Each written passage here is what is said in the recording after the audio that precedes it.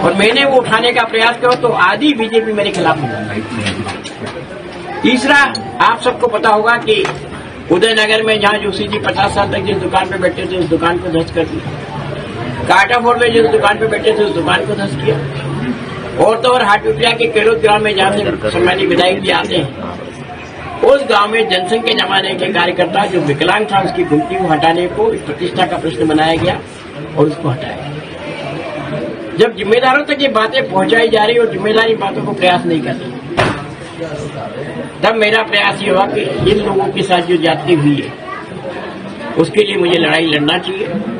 क्योंकि मैं घर बैठ जाऊंगा तो ठीक नहीं रहेगा।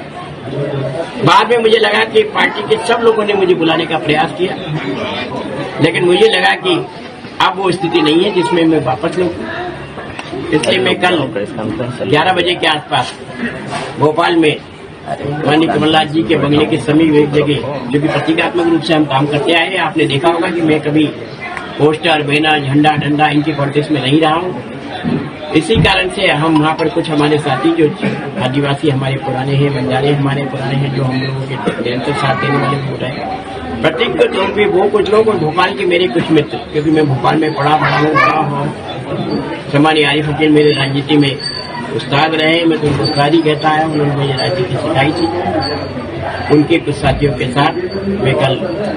कांग्रेस के माननीय अध्यक्ष कमलनाथ जी के घर पर अपने पिता के फोटो को लेकर जाऊंगा, क्योंकि पिता मेरे हैं, पार्टी के नीति सिद्धांत को बनाने वाले जरूर हैं, लेकिन उनके पुत्र होने के नाते मेरे सबसे नजदीक है और मैं इस नाते से उनके उस क्षेत्र को लेकर कमलनाथ जी तक जाकर यही निवेदन करूंगा कि आप